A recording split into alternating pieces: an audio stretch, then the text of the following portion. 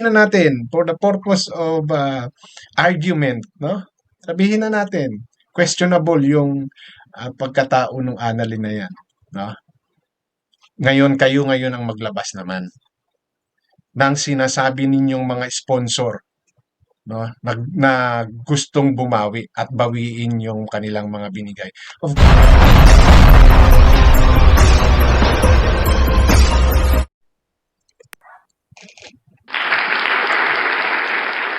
Alright. So, balik naman tayo sa present. Balikan natin ang present, no? Nakailang throwback na tayo. So, balik naman tayo sa realidad. Okay. So, ang magiging content po natin ngayon ay itong naging content ni Papa Bear, no? Na may nag-post or I mean may nag-comment sa comment section niya. Then, isa sa mga sponsor, no? Isang GC siguro, isang group na sumusuporta sa kay Tekram, ang nagpahayag na sila ay okay lang na yung ano man yung inambag nila para kay Dave ay manatili na lang kay Tekram at tulong sa mga missions na gagawin niya. So, it's a good thing. No? And I'm still encouraging other, no? If you can, no? Uh, kahit mag-comment kayo sa mga vloggers, no? Kahit kaninong vloggers, as long as uh, in a in an event na kailangan, no, pakita ng pruweba, eh may maipapakita kayo, no?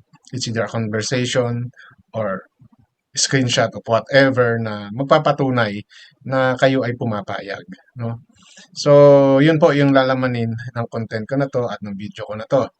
But bago po ako magpatuloy, hayaan niyo po munang i-welcome ko kayong lahat dito sa aking munting channel. At kung kayo man po ay may comment, suggestion, recommendation, please leave it on our comment section. I'm encouraging all of you also to express yung inyong mga opinion, no, sa ating comment section. And pagka binibigyan ko po ng time yan para at least kahit paano maka-reply, no? And especially now that I'm asking help from you, no, you might able to give me other video that we can use, no, to give more emphasis, no, dito sa mga ipinibintang kay Tekram, no, like the maltreatment, no, yung mga kasinungalingan na ginagawa nila para lang maibato kay Tekramil, no, eh malaki pong tulong yon, no, para sa ating lahat. Okay, at saka syempre, may mga nanonood na hindi pa alam yung buong kwento ng community, ng Tekram community. So at least, di ba, sila mismo, di ba, mag-iisip sila kung bakit nga naman ba naging ganito yung pagtrato ng mga supporters at mga vloggers kay Dave na malimit kang sinasabi, no, na mama na yan, hindi na bata yan, binatilyo na yan, binata na yan, eh, bakit pinagtutulungan ng napakaraming vloggers tapos yung, nga, yung sabi ni Daisy na nagkulab pa yung mga pabulusok na mga charity vlogger. No? So, that's, ilan lang yan sa mga purpose, no? Kung bakit nagkakapag-throwback ako. No? Para po yan sa kaalaman ng mga ngayon nagkakaroon na ng interes, no, sa nangyayaring ito kay Dave at saka kay Tekram. Okay, so let's go to our content na gusto kong i-share sa inyo, no. So actually ito po yun no? Galing na kay Papa Bear to galing kay Papa Bear. Dahil galing ito sa kanyang comment section. Okay, allow me to make it bigger. Ayan. Oops. Ito yung start ng comment. So si Annalyn7539. Okay? Kami pong tatlong grupo. So tatlong grupo sila, no? Nag-decide na po na ibigay na lang po kay Tatay Ram para sa mission po. Ang naghahabol na grupo po ni Daisy po, pero ayon kay Tatay Ram, halos kulang pa po dahil nag-aaral si Dave sa private. Tapos sa aming grupo, nabawasan na rin po yung na rin po yun. Na-discuss ni Tatay Ram sa amin, Papa Bear, actually wala kaming pakialam sa mga binigay namin. kasi binigay namin yon. Pero dahil sa respeto sa amin ni Tatay Ram, nag-update siya. Thank you, Papa Bear, sa pag-support kay Tatay Ram, and God bless po. Okay. These are the reason. No? This is one of the reason na kaya dapat ipaalam sa sponsor. Yes, totoo yung sinasabi ni Madam Annalyn dito na binigay na nila yan. Pwede na silang walang pakialam dyan. No? Kaya lang kasi, hindi nga po kasi naging maganda yung nangyari. No? So, kahit po yan ay binigay na, no? Kailangan pa rin tanungin ni Tekram. Di ba? Just to make things clear. Okay? Kasi pwede nilang sabihin yan na sige, ibigay mo na. Or pwede silang manahimik, but deep inside, you don't know what they are really feeling. No? Okay lang kung ganito yung pag-iisip ng ibang mga nagbigay na sponsor. No? Pag binigay, wala na silang pakialam. Pare-pareho ba ng mga iniisip yung mga yan? Diba? So, to be safe, no? Yun lang naman yung kay Tekram dito eh. Alam nyo, yung credibility nila, kailangan nilang proteksyonan yan. Kaya bago sila mag-decide, bago sila gumawa ng anything, no, positive or negative actions yan, they need to think several times and discuss it with them. No? Sila munang magkakamag-anak, dinidiscuss nila yan. So, yung padalos-dalos na pagdi-decide, hindi po yan, no? Wala po yan sa agenda nila. Kailangan talaga pinag-iisipan. Ito okay to dahil si Madam nagsabi siya wala siyang pakialam. Walang pakialam yung grupo nila dahil binigay na nila yan. E paano yung iba? Do you think they are thinking the same way katulad nila Ma'am Annalyn? 'Di ba? So, para safe, 'di ba? Kahit ako ganun yung gagawin ko. 'Di ba? Yan katulad niyan. Ganyan nagsalita yung sponsor na yan. So, malinis ang kamay ni Tekram. 'Di ba? Malinis ang kamay ng manalastas. Kaya kailangan dumaan sa proper process yung mga ganitong bagay. Hindi to basta-basta dinidesisyonan. Nakatulad ng sinasabi ni BJ at saka ni at saka ni Dave, no? Nakakatawa na lang kasi kayo eh. Meron lang talaga kayong masabi, meron lang talaga kayong maisagot, no? Doon sa mga sinasabi ng manalastas or ng mga vloggers. Anyhow, no? Gagawa kayo ng sagot na hindi ko alam kung pinag-iisipan ninyo. No? Madali yung sinasabi talaga ninyo na withdrawin yung pera. Yung mga ganitong sitwasyon, no? Kinonsider nyo ba yun? O yung naghahabol lang pala sa inyo, yung grupo ata ni DC at saka yung grupo ng Vienna. Bukod sa inyo, no? Bukod dito sa dalawang grupong naghahabol na identified na nasa side ni Dave, meron pa bang iba? So, wag po kayong mahiya. No? Kung ang ikinahihiya ninyo dahil may expose kayo, dahil ayaw nyong ibigay kay Bramil, no? Kahit papano, may karapatan pa rin kayo dyan. Pero patunayan ninyo. Oo, binigay nyo yan. Bilang respeto, no? Bilang respeto ni Ramil sa inyo, willing sila na ibalik sa inyo yan. No? For sure. No, kahit nasabihin natin yan, binigay nyo na yan eh. By law, no? Maaring hindi nyo na pwedeng bawiin yan kasi nga, binigay nyo na. Okay? Eh, kung yan naman ay napakalaking halaga, no? At isipin ninyo pag-iinteresan, well, idaan ninyo sa tamang proseso. 'Di ba? At saka yun pa nga, no? Eh, kailan nyo pa ba binigay yung pera? Yesterday lang ba? Nung isang buwan lang ba? Nung isang taon pa ba? Ilang taon na ba lumipas? Ilang buwan nang lumipas? Di ba? Eh, lahat naman ng binibigay ninyo yan, sigurado ako sa pag-aaral ni Dave. No? Unless specifically at sinabi ninyo na pag nag-college si Dave sa kanyo gamitin yung perang yan. Yan pa, no? Maniniwala ako. Okay? Kung mayroon kayong ganong kasunduan. Okay? Let's say lang, no? Let's say. Ayan. Senaryo lang tong sinasabi ko. Kunwari, nagbigay ako kay Tekram. Binigyan ko halimbawa si Tikram kahit 5,000. Oh, Tekram, itong 5,000 kong to, gagastusin nyo to pag nag-college na si Dave. Something like that. Pero binibigay, inaano ko na sa inyo, tiniturn over ko na sa inyo. Pero sana magamit yan or gamitin nyo yan pag nag-college na si Dave. Pagka may mga ganun kayong usapan, then these things happen, no? Maybe it's a different story. Dahil mayroon kang specific, no, na instruction na binigay kay Tekram. Parang pinatago mo kay Tekram yun just to make sure na meron kang maitutulong sa pagka-college ni Dave. So I think that kind of thing is different situation na. Ngayon, kung babawiin mo yun, at least may reason ka. Kaya ako binabawi kasi wala na sa inyo si Dave.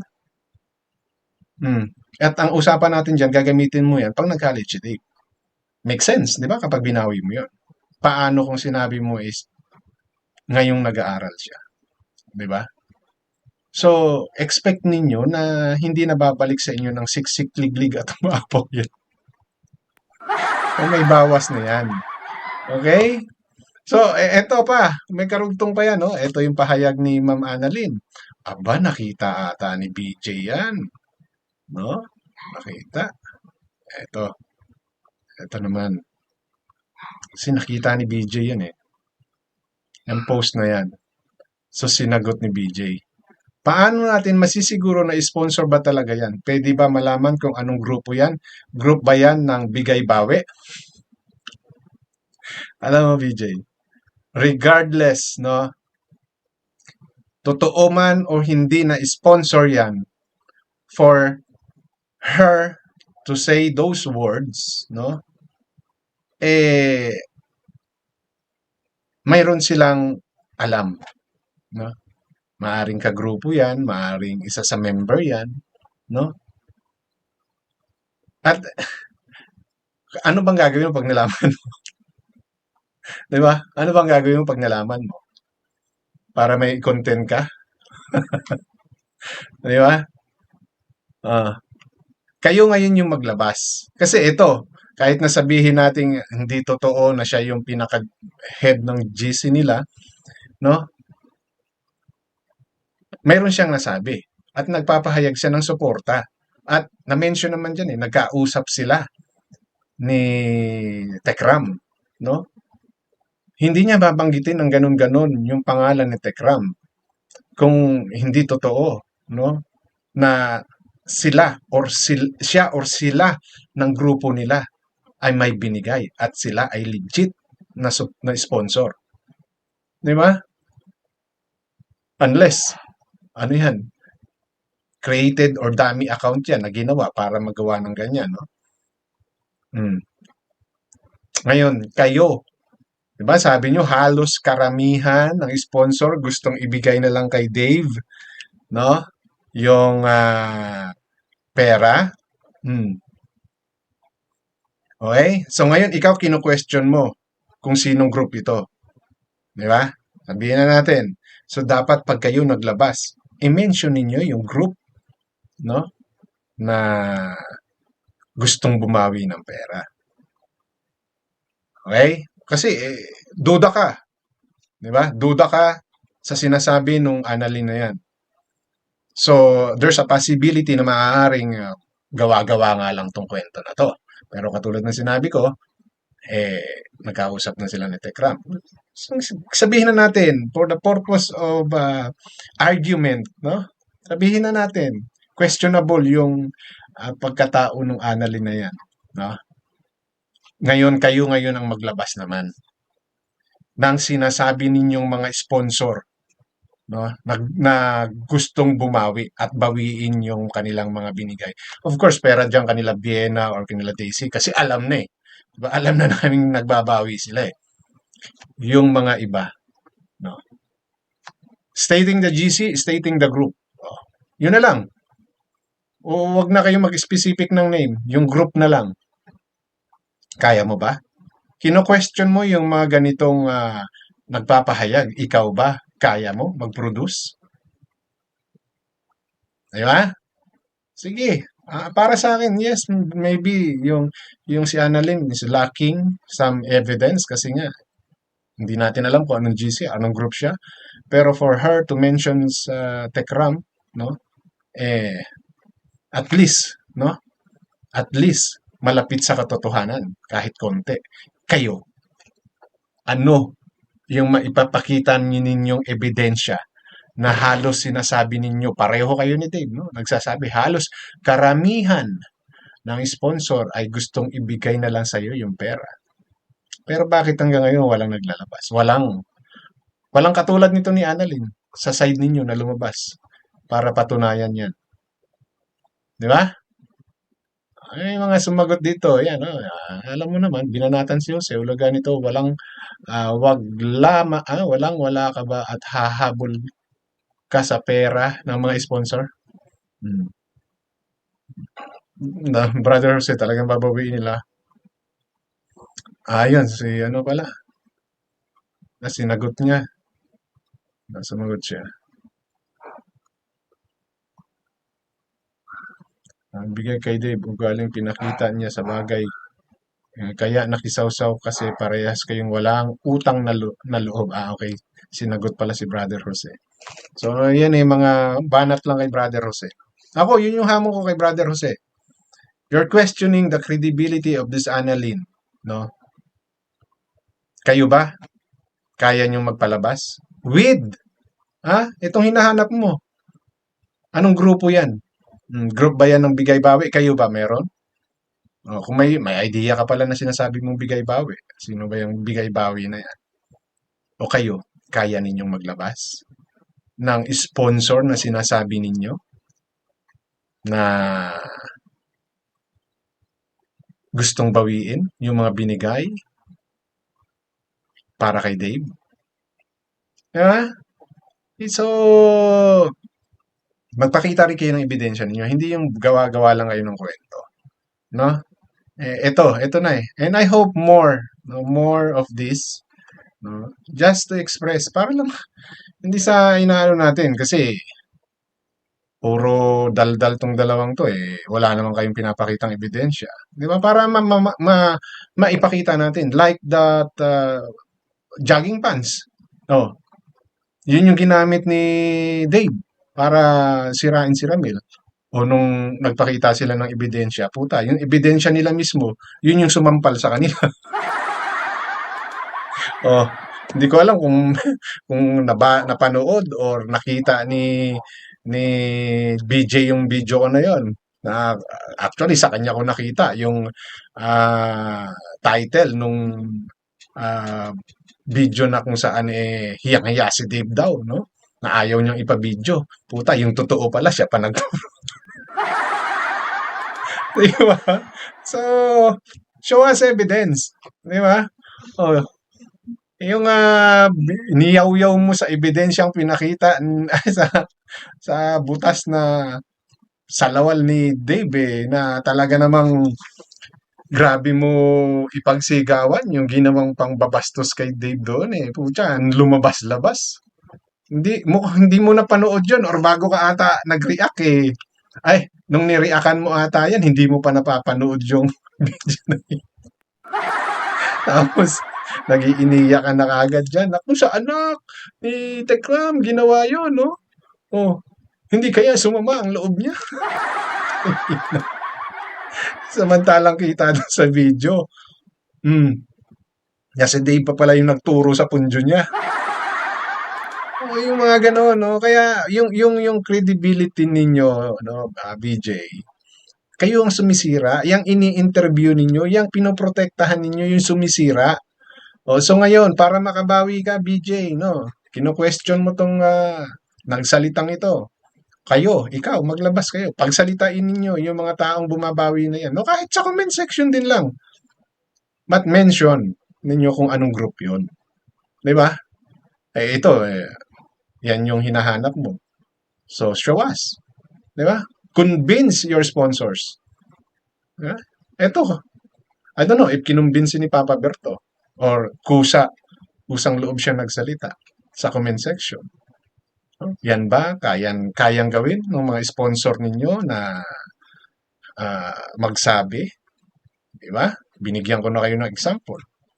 if you specify specific instruction kay Tekram at hindi niya ginawa yon, yeah, may chance kayo na makuha yung pera ninyo. Pero kung sinabi nyo lang, sige, gamitin mo yan sa mission mo or para kay Dave, no, without specifically mentioning for what purpose is that, eh, syempre, gagamitin nila yun sa kasalukuyang pangangailangan ni Dave. No? So, yeah, at least yan binibigyan ko kayo ng idea kung paano nyo babawiin yung pera. No? Kung paano nyo babawiin yung pera kung gusto nyo mambawiin. Okay?